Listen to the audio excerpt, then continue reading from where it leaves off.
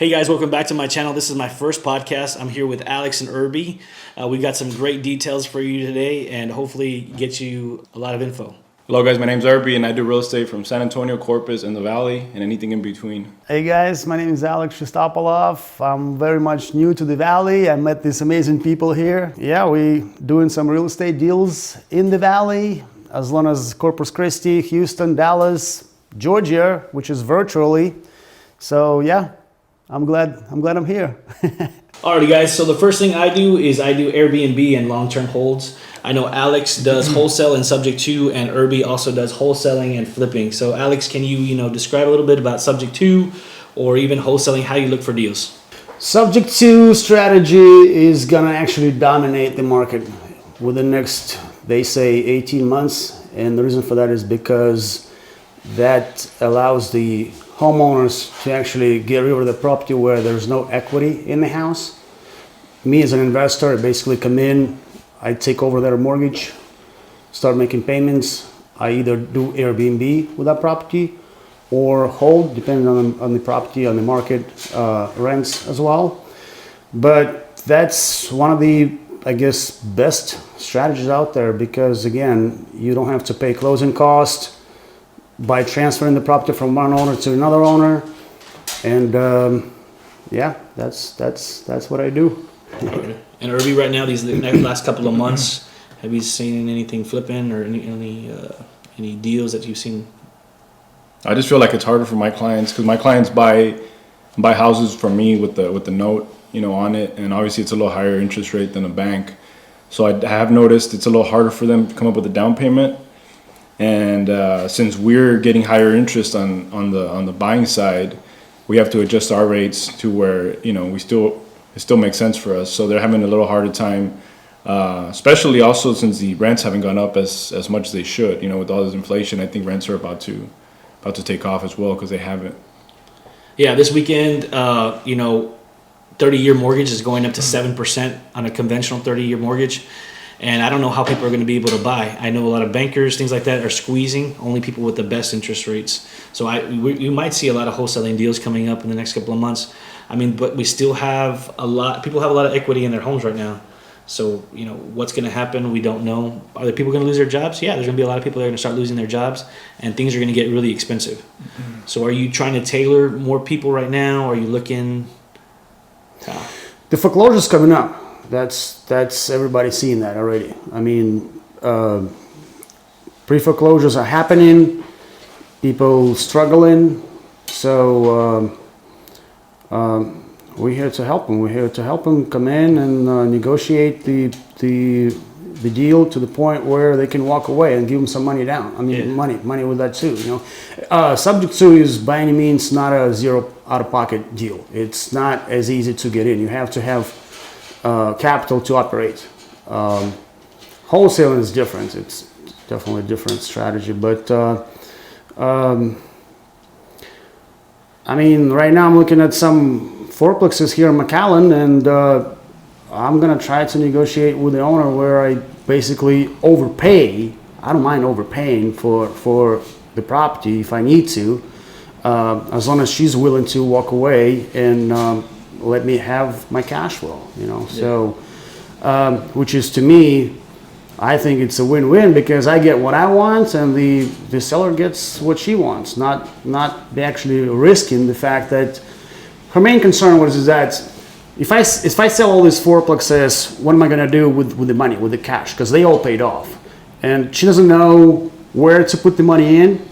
So I'm going to present the option where she doesn't even need to cash out. Keep them in your property, keep them in your property. I'll take over. She's elderly lady. She doesn't want to manage those properties anymore. She's overseas in Mexico. Her kids don't want to deal with it. To me, let me have it.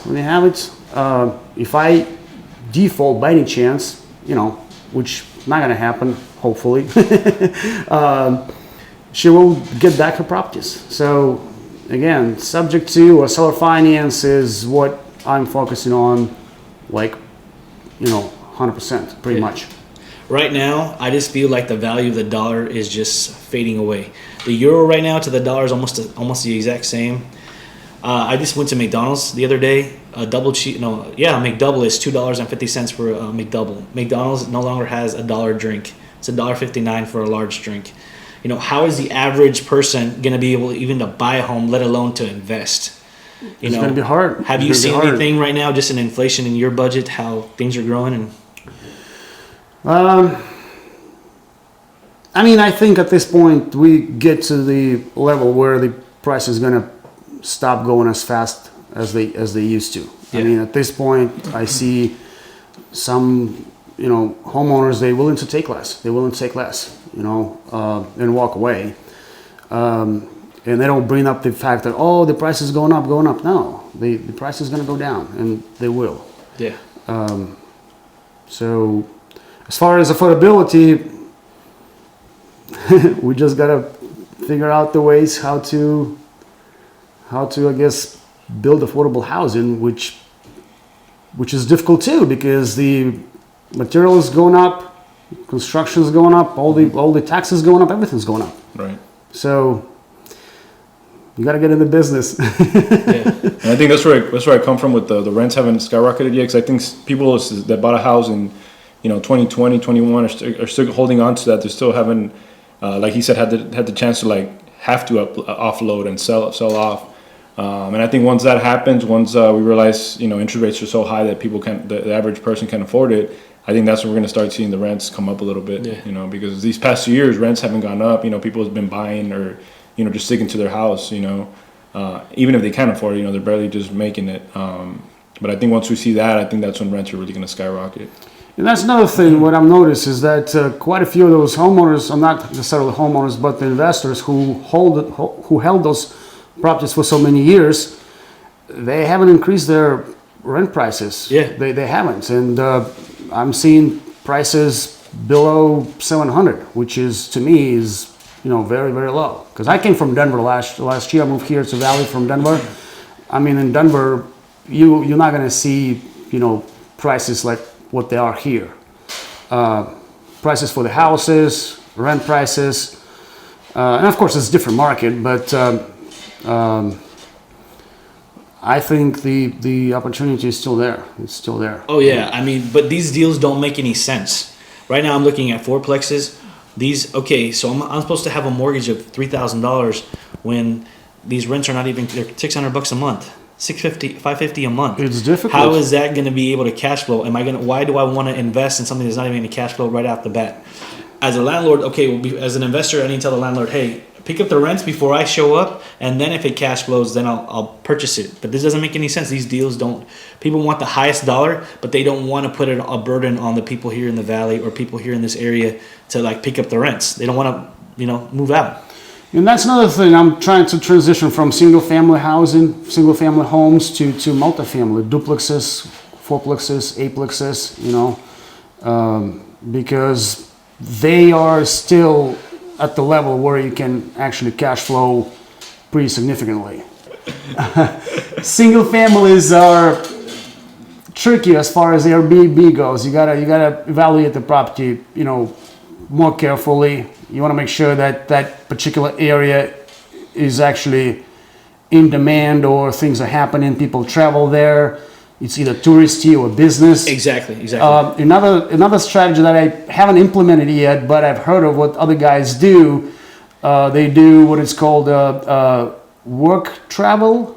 Basically, same scenario as vacation homes, but it's corporate travel. So Airbnb for the corporate travelers. Very, very new. I mean, to me at least. I've heard of it very recently. Corporate travelers, and you basically market to corporations, your executive housing, things like that. Traveling nurses. I heard of insurance companies. Yeah. So insurance companies, you have to go into the HR departments at your local hospitals and say, hey, you know what? I have 5 Airbnbs. If you have any nurses to fill these out, or we rent by the room. They're fast. The contracts are fast. They can come in and out. Those are great ideas to use. So go straight to your HR departments and your hospitals. Go into corporations, or especially insurance investors. Man, they need to move from one house that's burned down to some housing for the next 3-4 months because they don't want to be in a hotel without a kitchen or a hotel room. There's no closet space. Yeah. I'm surrounded by hospitals on my Airbnb. And shit. Yeah, you just started Airbnb. How's that going? It did good, especially for it not being the summer. I started in August. It did really good in August. It slowed down, but it still did really good in September. And right now, going into October, it looks like it's going to keep going. And you're cash flowing fast. Mm-hmm. Oh yeah, I know you were a little nervous when you first started, but now you're starting to cash flow. You keep telling me, "Oh, I have another deal. I have someone else already booked for the weekend." Yeah, it was a lot. It was a lot of upfront money because it was tenant occupied, and they had dogs. The deck was jacked up. We had to clean. We had to paint, sheetrock. A lot of things that went into it. On top of that, the furniture. The furniture we had to buy. Coffee pots. We had to put in big TVs. Make it nice. Lights everywhere. So upfront it was a big expense, but I think now I'm starting to see where it makes sense. And like I said, we haven't even, we're not going to be able to see the summer, rates till 10 months from now. What's crazy is everybody's jumping on the bandwagon for Airbnb right now. So it's a hot topic. Yeah, everybody is renting out a room or renting out a house or buying properties. So that's pulling out stuff out of the market right now because people want that little cash flow and they want to have access to their units so they can clean them, make sure that the long-term renters isn't messing anything up. So that's really big right now. Airbnb, VRBO, people just want to get that, and it's starting to get to a point where people don't want to invest or they're not making any money because they're not having enough rents. You gotta have a unique place. Yeah. And you gotta be able to have two families in there, so it can be worth it for it. If not, it's not. I don't think it's not very unique. Like it used to be. Yeah, it's not as competitive. I'm happy right now because I have a lot of reviews. I feel like people come to see the reviews. They're like, okay, well, this one has 48 reviews. I'll definitely stay here. But some of these new places that are popping up, $30 a night for a whole house, they're not going to make it very long. There's people that are like that in Houston. I know one guy in Houston. He has over 100 units. He only charges $30 a night, but he gets them in the cleaning fees. That's how he makes his money. $100, $150 for a cleaning fee. So yes, he charges $30 a night, but you're only having 2 or 3 nights minimum, and then he can cancel if you have a large booking. But he's making all the money in the fees. That's how he's staying competitive and waiting for other people to get knocked out of the market in the Houston area. $30 is cheap a night. Oh yeah, for a whole house, $30 a night, but charging $150 for a cleaning fee. See, I wouldn't like that myself, to be honest. How big is the house? My house is 140 for the cleaning fee, but my house is a huge house. Well, he has quite a few houses. I think he has over 100 properties just in Houston. And I think that's why he's able to do that. Oh, yeah. He's got so many. He's but if you weaning only out. got a few, it's not worth it. But when you have all these people, all these, he's making the money off the cleaning fees. He has all these maids. He has all these cleaners going in, resetters. He's making his profit right there. Is that in Houston? He's in Houston. Yeah, some of the lowest rates per night. He's out there, and he's making the money off of the fees. He's not worried about. So he has sounds like a hotel model. He's not worried about the new guy just started and they want to charge $200 a night close to downtown when he has houses all over the place making money, constantly making money. So there's just different avenues in just Airbnb right now. I don't know. I just feel like the market is just is really strong in some areas and really bad in some areas. And you're right. If you're not next to an airport, you're not next to a university, you're not next to like a large mall or anything like that, people are not going to come. For us in the area, we have a lot of internationals. They come here from Mexico. Sometimes they come from other countries just to visit Mexico and come back. So I think we have a good little area, especially on the island. People come from all over the place just to visit, right? You meet them all the time. No, I wish they had a little bit more traffic coming to the valley, to be honest. What I notice is that there are no direct flights here from Denver, from other towns too. So, and that could be another issue as far as bringing people in, creating the revenues, for the vacationers and businesses too. Yeah, I think the only major connections are Houston, Austin. We got Monterrey, and we've got Cancun now. That comes from Cancun, from Harlingen. But if you're not flying into those 4 cities, you have to go connecting. And then, layover is ridiculous too. It's like 6 to 8 hours, Yeah. You have to fly from wherever you're going to Houston to Harlingen, or even Vegas is always packed. Vegas to McAllen is going back and forth through McAllen. That's a big one right there. I would love to see that the valley just keeps growing in different areas. You know what's really interesting? I just saw a report that the three youngest, the large amount of young people in the country, are Laredo, Starr County, and Hidalgo County. Really? The other two are in Utah. I mean, Mormons have a lot of kids. The other two are in Utah, and the three biggest are here in the border.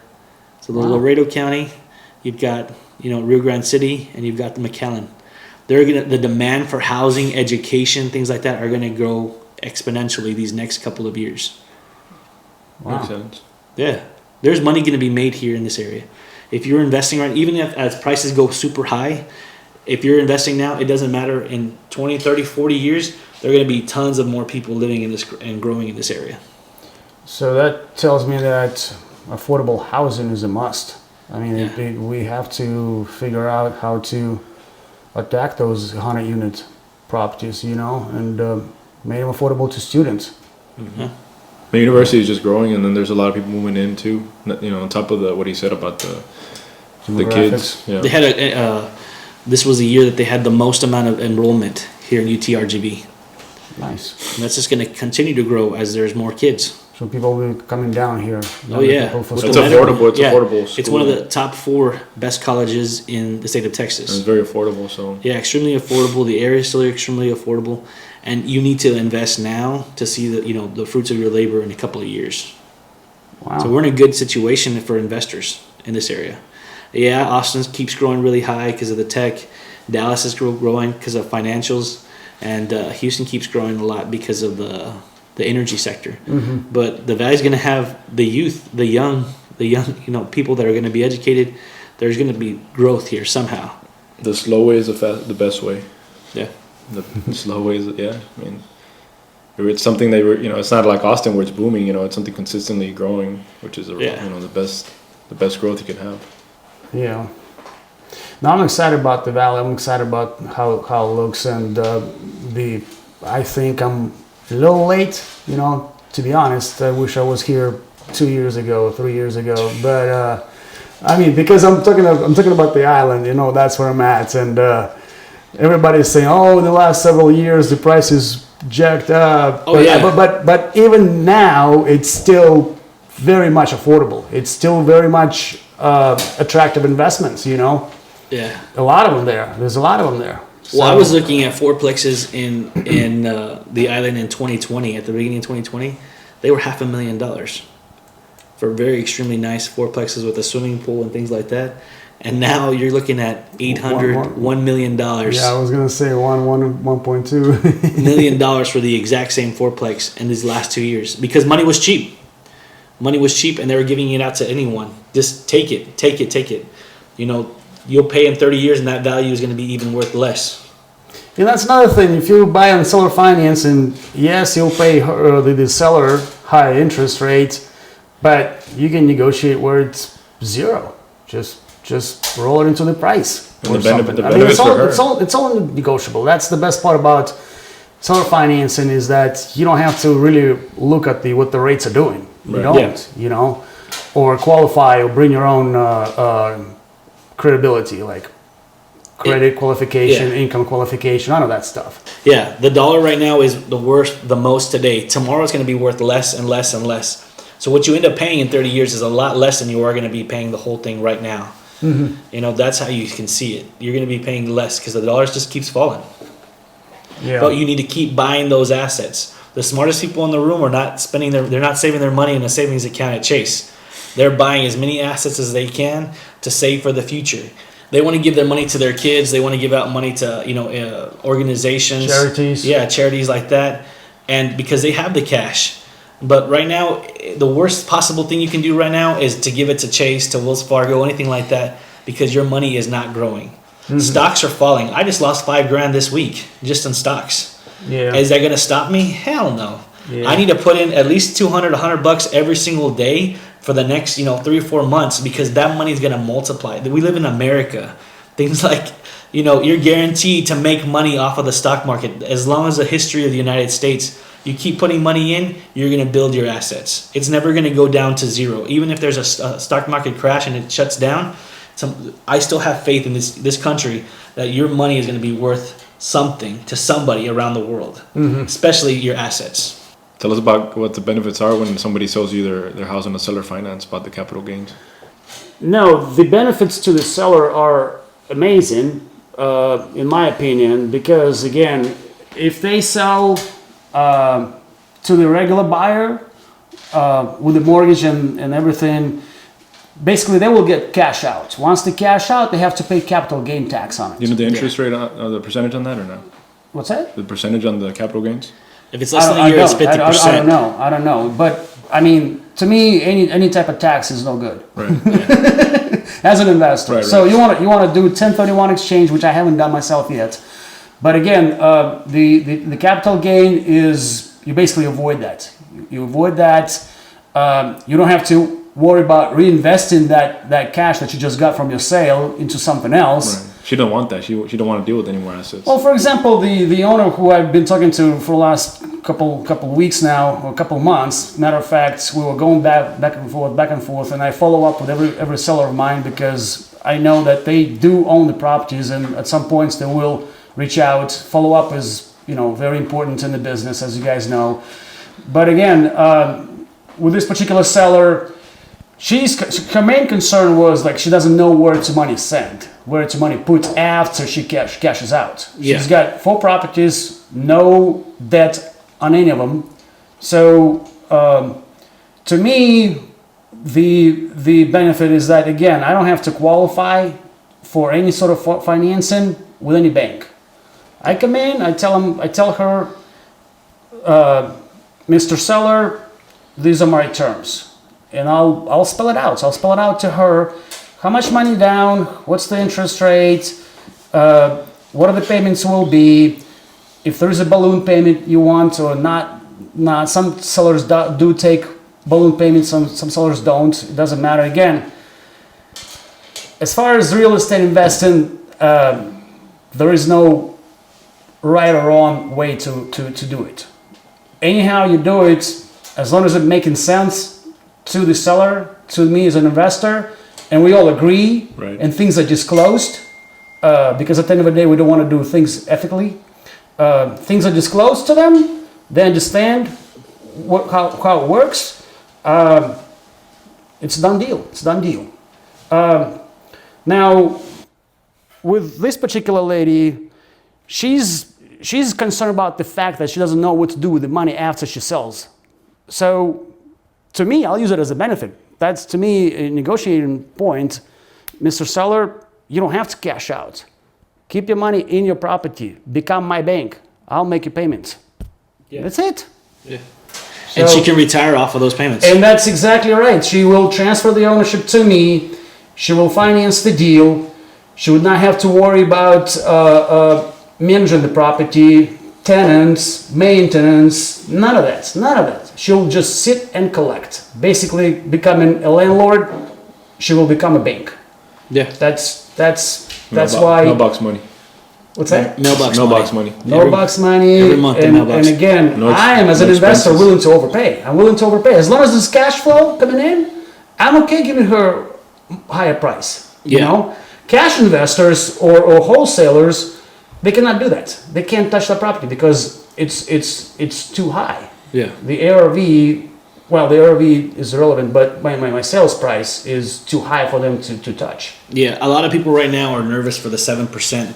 But even if it was 20% and you were still making $100, $200, $500 a month in profit, and you're still getting that equity, who cares? Exactly. And people are still like, oh, I can't get a property because right now it's 7, and in a couple of months it's going to be up to 10. And who cares? Yeah. Go make the money, go make the cash flow, and then move forward and get another deal. Keep growing. Grow from a fourplex into, if you want to downsize and get a home, okay, get into a duplex or a triplex in 2 years, and then get into that single family home, and all of that equity has been built into your house. And if you were smart, you get into a fourplex, that fourplex turned into a sixplex, turned into an eightplex, turns into a 10, turned into a 20, turned into a 40, turned into 100, and you're just a part owner of 100 units. Very doable. Every single, and people don't see that every 2 years you can keep growing. Every Yep. 2 years. Every year, keep growing something bigger and bigger and bigger. Erbey can probably retire right now, can you? Yeah. Yeah, No? you can. I At mean, the- you don't want to, but technically, could you? I would. I mean, we've been doing a lot of roofs. This past month we did 5 roofs. So I think a big part of the marketing that has to be done. You know, taking the phone calls, negotiating the contracts, and making sure the guys are there. You know, making sure if they need material, they need me to talk to somebody to get the material price cheaper. You know, delivery. I mean, I want my guys doing the work, focusing on what they're good at, and I can focus on the rest. So I mean, I technically can say you can be semi-retired, but I don't think you'll ever be retired. I think you guys will never retire. You guys, I gotta keep we moving, chase the bro. money. We like to chase the money. You gotta know what keep I mean? moving, Like, man. if there's money to be made, why not wake up and make something? I think you can get passive, but Yeah. I mean, as long as you have a note payment due on the first, I mean, just you checking your phone is going to take some effort. So technically, you're not going to be retired because you still got to check your phone. You still got to send them a text. They're 3-5 days late. It gets easier, yes, but I feel like the retirement is kind of like everybody has that idea they're going to be sitting on a beach, and I mean, yeah, you can check your phone from the beach, and it's nice, but I wouldn't say totally retired. I would say maybe semi-retired. I think I'll be making deals till I pass, man. I mean, if you're It's sitting in the fun. if you're sitting on the beach and somebody calls you, hey, we got 100 units on discount. I mean, I'm gonna take the phone call, right? Why not? I mean, the network that that we're building, is gonna be. It's always gonna be there. Somebody's kids might have a deal and they're gonna call you. When you're 80 years old, and I mean, you can't say no to a deal. Networking has been the biggest thing for me these last 2 years. Just meeting the people, like going through the YouTube channel, meeting these random strangers, going to their houses, checking out, hey, how are you making money? How are you making money? Let me show you, because all these gurus on the internet, once you have the money, you can do this. Well, how do I get to that step to make money? Well, for me, I'm renting out Airbnbs. I'm buying homes that are 9,000, putting in 20, 30,000, and then selling them for 60,000. I'm getting that $30,000. I want to show people how to make the money. Like, go out there, because all these gurus on TV. Okay, well, once you have the money, okay, now you can invest in the Bugatti, and you can say everybody, oh, look, I have a Bugatti, and bring people to my, upselling. Yeah. No, I want people to be realistic and say, hey, you know what? I can make phone calls, I can get investors, and we can do my first wholesaling deal. I can get, you know what I mean? I can work at a job as a teacher, get my $20,000 or get my $3,000, get that money, put it into my first investment, put another $20,000 on a credit card, and then go sell it for $70,000, $80,000. Yeah, it's high interest rate for 20-something% on a credit card, but you got to do what you got to do. And if you have that hunger and that mindset that, hey, I'm not going to live every paycheck to paycheck. I want to do something different. That's where we're going to. You know what I mean? That's what I want to show people. Yeah. You gotta start, man. You gotta start somewhere. And then I've been procrastinating on that thing for so many years. I'm telling you, I was looking back. I'm like, what was I thinking? Yeah. If I knew all the stuff I knew now when I was 20, Yeah. I honestly don't even think I would have went to college. Yeah. You know what I mean? I think I would have just started making wholesale deals. I've seen people now that are 17 years old wholesaling. I know. Their parents are driving them to go see the units, and you're just like, what? You're 17 and you have this. Oh yeah, I made $1 million last year in sales. Okay, good for you, man. Like, that's crazy. Okay, I did 30, 40 houses wholesale. That's awesome. To have that guts, to have that mindset. Yeah. You see a lot of women too. A lot of women right now are just not just selling real estate. They're investing. They're looking for wholesalers. They're looking for this. They're doing it too. There's money to be made. Absolutely. I think one of my biggest regrets is being a sophomore in college and not buying a house in 2010. Yeah. I'm always gonna look back on when I was being a sophomore in college, and I could have purchased a property. I That's could have your- asked for financial aid and used it as a down payment as a sophomore in college. That's your biggest financial regret. That's my biggest financial regret: being a sophomore in college and not buying a home. What's your biggest financial regret? Very much similar, looking back to 2009, 2010, 2011, when the housing market in Denver was so low and soft. I mean, you could get condos for like $25,000-$30,000. Now they are close to to 50. Same condo, same exact condo. My financial regret, I was buying expensive cars. I was driving Chrysler 300s when I was 18. You know what I mean? Brand new Chrysler 300s, making payments, and I'm like, what? Because I wanted a fancy car to show to people. Oh, I I have a nice car here, I have another Yeah. nice car here. See, and I've heard people say that when you pull up on something like that, your credibility goes up. I don't know. I mean, I've always had a regular truck, like no payments, so I don't know. That I've heard both stories. Yeah.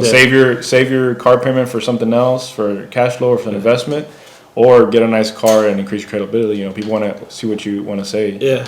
So There's a network you could definitely build and get into a network like Corvettes or Porsches or exotic cars, but you have to see the value that where it's going to be at.